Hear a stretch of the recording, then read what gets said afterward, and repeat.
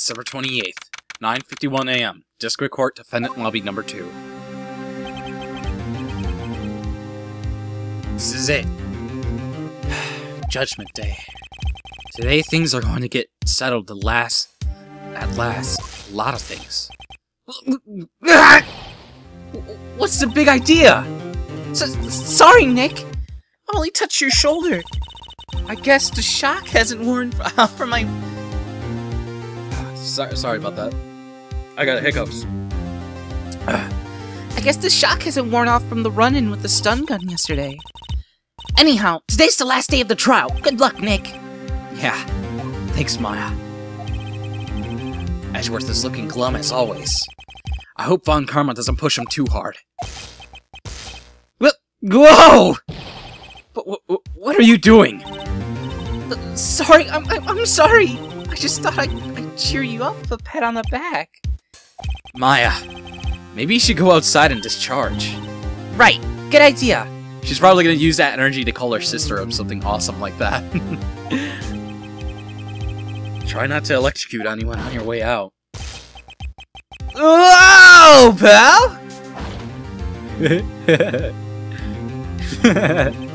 What's gotten into that girl? Detective Gumshoe! Morning, Mr. Edgeworth. Good morning. How'd it go, Detective? Have no fear, as promised I've captured our runaway caretaker. I just brought him in. Took all night, pal.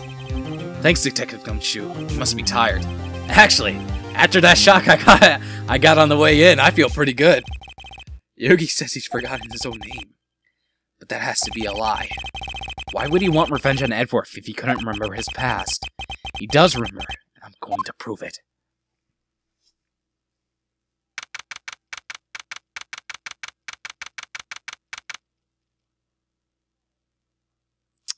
December 28th, 10 a.m. District Court, Courtroom Number 3.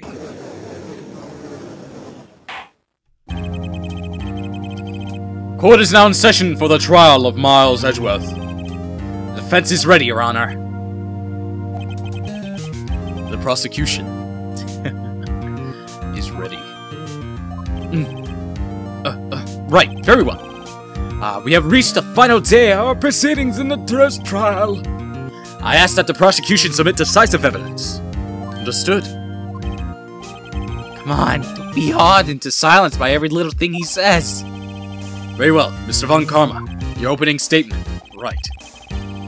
Thanks to Detective Gumshoe's efforts, the boat rental shop caretaker has been arrested. In yesterday's trial, the defendant asserted that the caretaker was the murderer. However, the caretaker has yet to confirm this. I would like to ask the defense to cross-examine him as much as necessary. Very well. Please bring in the witness into the courtroom. This guy. Where'd he go? Was he like sleeping under a bridge? Ladies and gentlemen of the court, I believe you all remember our witness.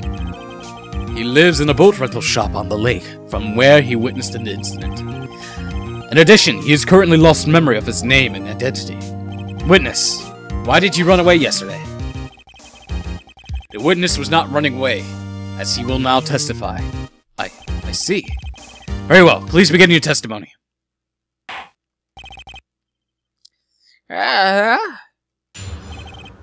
Witness Sesame, why left court? I'm really sorry about just leaving yesterday like I did. But I wasn't running away or nothing. I went to buy some food for Polly, see? I figure I got nothing to do with this incident anyhow.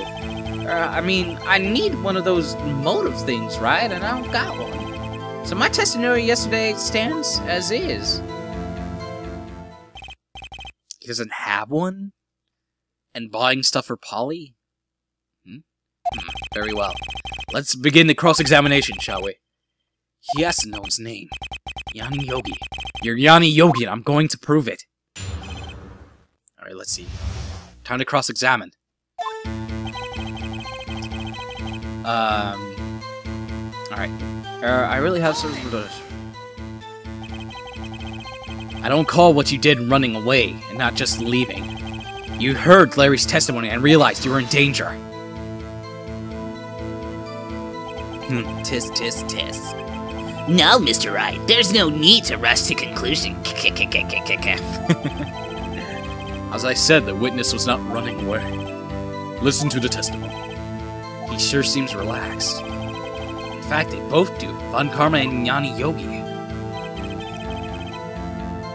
But I wasn't running away or nothing. Then why did you leave? He's just about to say.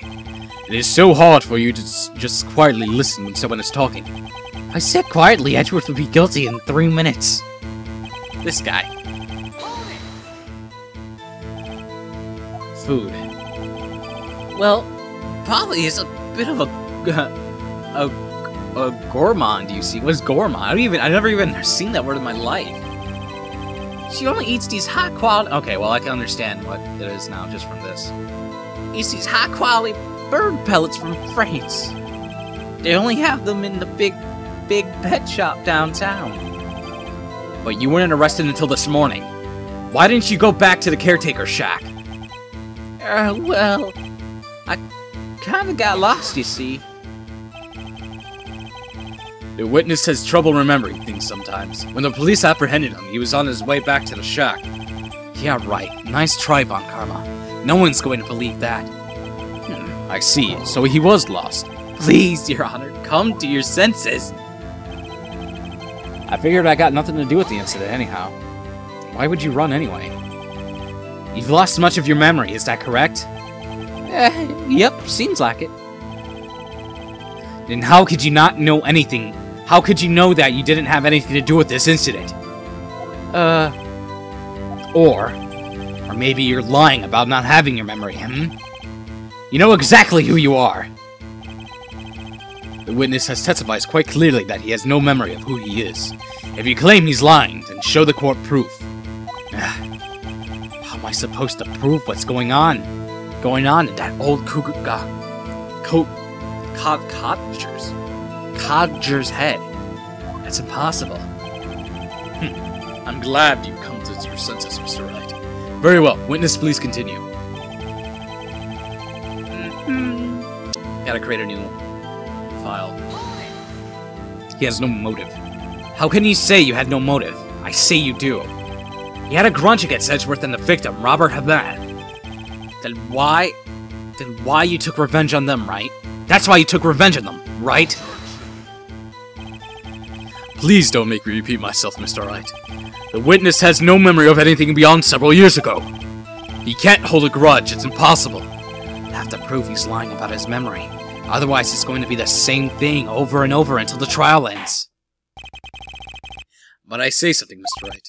Yes, Your Honor. You've been saying the same thing over and over. You've been calling the witness' memory of the past, the lack thereof, into question. But does this really have anything to do with the current case? Of course, Your Honor. The witness has said he has nothing to do with this case, and no motive. Both of these statements are lies! Rabble, rabble, rabble! Pointy-headed bastard! Order! Mr. Wright, there is a serious problem with your claim. Or are you saying you know who the witness is? Of course, Your Honor. Ho-ho! This is interesting. I would like to know myself who he is. Sorry, I'm kind of standing away from the mic because I'm trying to fix my seat and stuff. Don't play dumb, Von Karma. Mr. Wright, please tell us the witness's name. As I move my chair over... Sorry about this, guy. I should have paused this. But yes, his name is Gregory Edgeworth. Yanni Yogi. His name is Yanni Yogi, a former court bailiff. Yogi. That name seems familiar. Oh! Yanni Yogi! From the DL-6 incident. I thought the judge would have heard of it. It was such a famous case. What the hell did I just step on? I kept my step on my foot. But what does this mean? Your Honor, if this man is Mr. Yogi, then he has a clear motive. Tisk, tisk, tisk. Jumping to conclusions again, Mr. Wright. This man, this witness is Yanni Yogi. Fascinating. However, how do you propose to prove this in the court? This is a court of law, as you may recall. We need proof. And allow me to repeat once more that the witness has lost his memory. This is it. I have to do this. Have to do this now. If I can't prove he's Yogi right here, excuse me, right now, then I've got nowhere else to go. Nick, how are you going to prove it? How can you prove that he's Yanni Yogi? It's okay. It's actually quite simple, Your Honor. Please take this man's fingerprints, and we'll compare them to the fingerprints of the on file for Yanni Yogi 15 years ago. I see. This makes sense. Tis. Huh? I'm so very, very sorry, Mr. Wright. Why? The witness has no fingerprints. What? What? No fingerprints?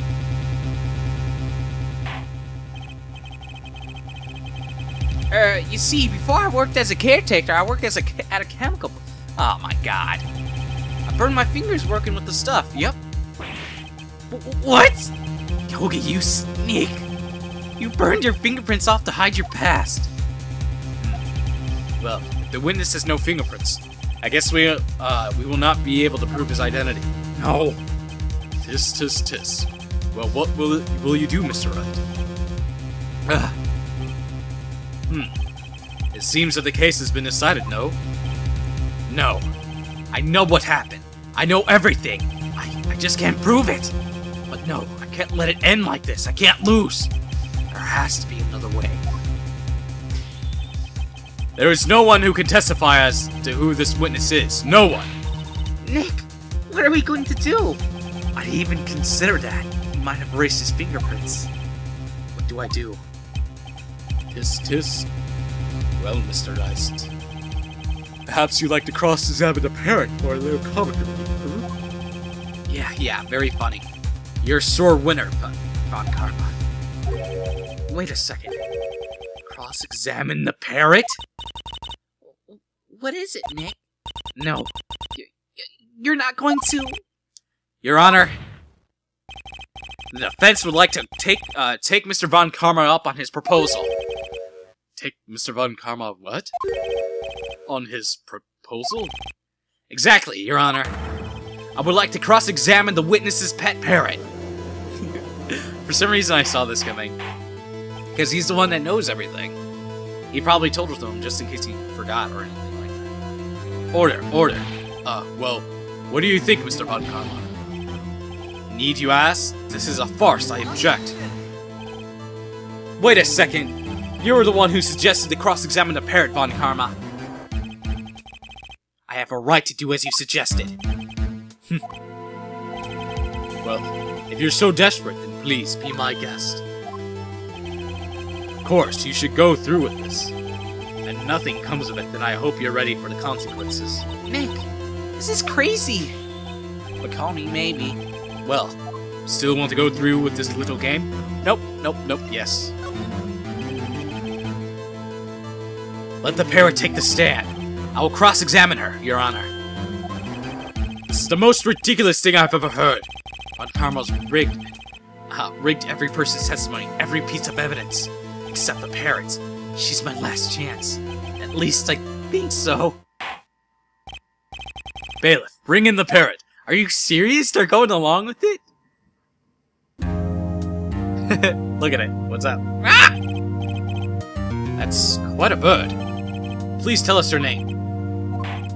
Name! The witness is ignoring me. It must hurt to be ignored by a bird. Very well, witness. Who is your owner? Please testify for us. Witness testimony. Is it gonna say anything? Who's your owner? Hello! Yes. Solid. Certainly the most concise testimony we heard so far. Very well. Begin your cross-examination. Right. What are you going to do, Nick? I don't know what to do, Maya.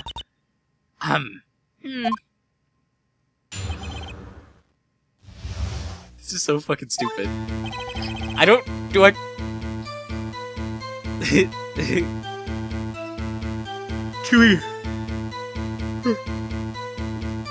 Excuse me. Oh, goodness, I'm tired. Witness!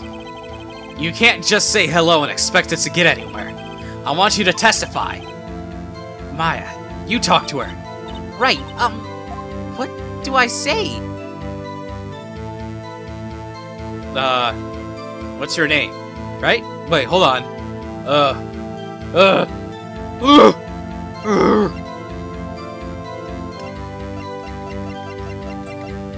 Okay, have we forgotten something?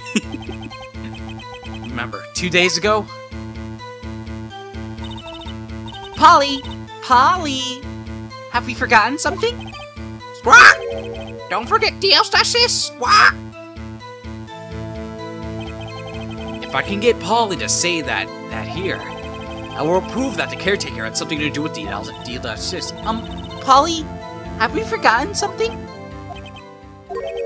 Hello! Hello! Squawk! That's not what you're supposed to say! Forgot something we forgot! Hello! Hello! Ah! Oh, it's not working, Nick. She won't say it. This is ridiculous. Why won't she say it? Something the matter, Mr. Wright? Wait. Don't tell me Von Karma expected this. He couldn't have retained the parrot, could he? Retrain. Did he train her not to respond when we asked if we forgotten anything?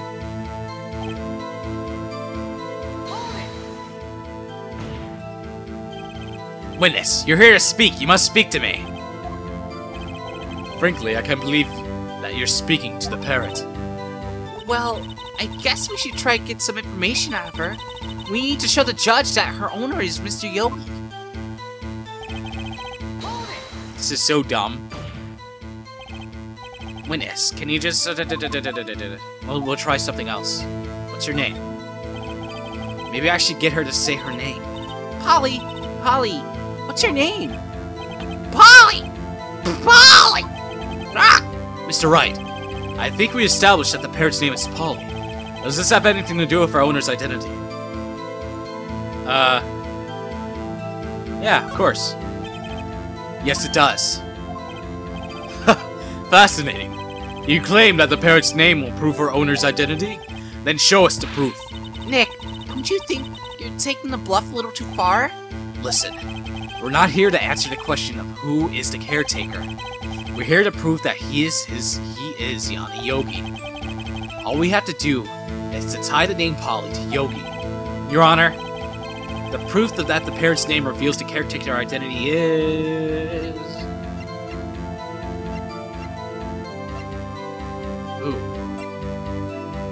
Ooh. Oh my god! Oh my god! I am absolutely not sure.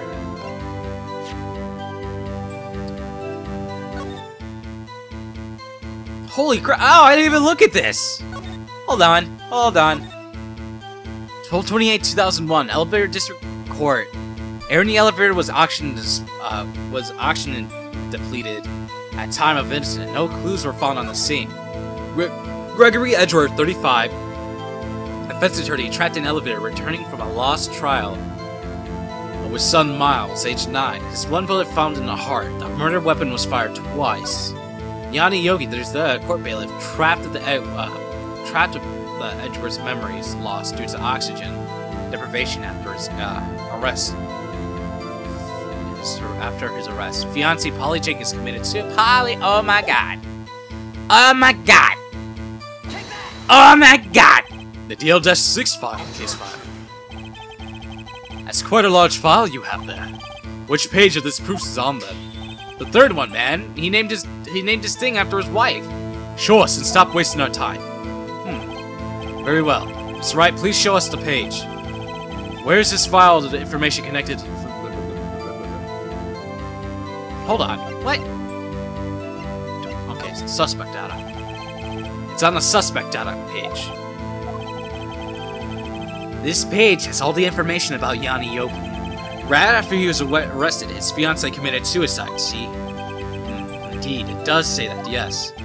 But what was his fiancée's name? Polly Jenkins. Polly! Exactly, Your Honor.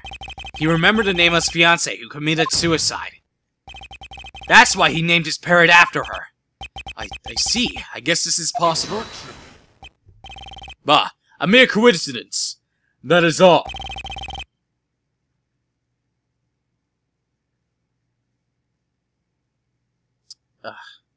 My granddaughter has a dog. Has a dog she calls Phoenix. Well, Mr. Phoenix Wright, does this make you my granddaughter's fiancé? She's only 7 years old! Indeed. Alone is a little weak for evidence in a murder trial.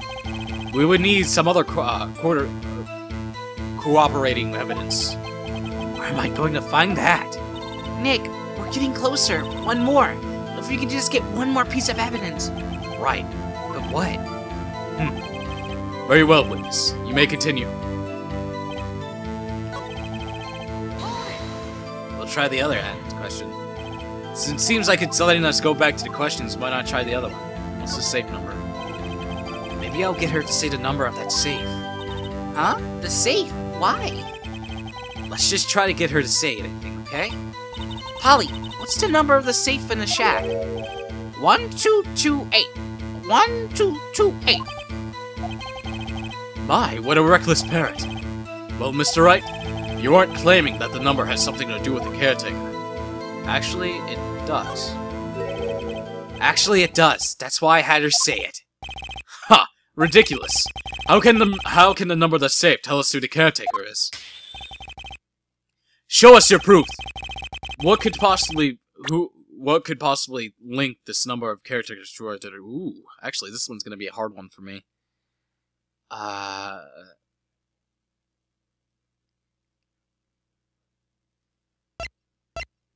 Nothing's really here that goes over. Taken from Gregory Edgeworth's heart, still bears the clear ballistic markings. Photographed at the scene of the murder. Touch the screen and view the button. Why does it look like it came from the window to the wash? The sweat drips down my brow. Let's check this again. 12/28/2001. Elevator district. Holy shit, that's the date it happened! Oh my god! I got this, man. The DL-6 case file? What is this obsession you have with that case? Mr. Wright, where in this file is something related to the safe number? Case summary. It is on the case summary page. The case summary. Specifically the date of which the DL-6 incident occurred. The date of the incident? December 28th? Why, that's today's date, 15 years ago. And the number of that safe is 1228. Ah. He used the date of the DL-6 incident as the number for his safe, Your Honor. That's how important that date was to him. I see. That certainly is interesting coincidence. People often do set their secret numbers to dates. Bah. This is not tangible proof. I set my ATM card number to 0001 because I'm number 1. Well, I'm gonna steal your fucking money then. That has nothing to do with with a date. Nothing. Can you do that? Is that even legal? Don't you have to have like a mixed number to do that? I don't even have an ATM. I wouldn't even. I wouldn't even know. That's enough. I think we've reached a conclusion here. This is mere coincidence, that is all. True, this is a possibility. However, two coincidences at the same time seems more as a pattern to me. What are you saying? Summoned the caretaker of the boat shop. Immediately. Did he run away again? Oh, there he is. Time to grill him, bro. Witness. Tell us your name. Wait. This witness, he doesn't even remember. No. It's okay. Whoa.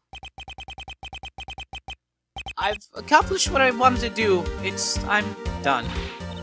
Nick, he looks totally different. This is the real Yogi, I think. Finally.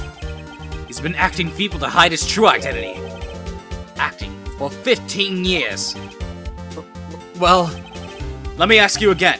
Please state your name for the court. My name is Yanni Yogi. 15 years ago, I served as a bailiff in this very court. Rabble, rabble, rabble, turn of events, got my money's worth. Order! Order! Yanni Yogi, so was it you who killed Robert? And tried to frame Miles Edgeworth for his death? Yes, it was me. I did it. They put me on the witness stand 15 years ago. Rupert.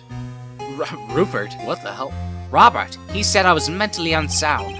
He told me it would make me innocent, get me off the hook. So I pretended to have brain damage. I was innocent, really, but he didn't believe me. We won the trial, but I lost everything. I lost my job, my fiancé, my social standing. Then this year, 15 years later, a package arrived. It was a letter and a pistol. The plan was written out in careful detail.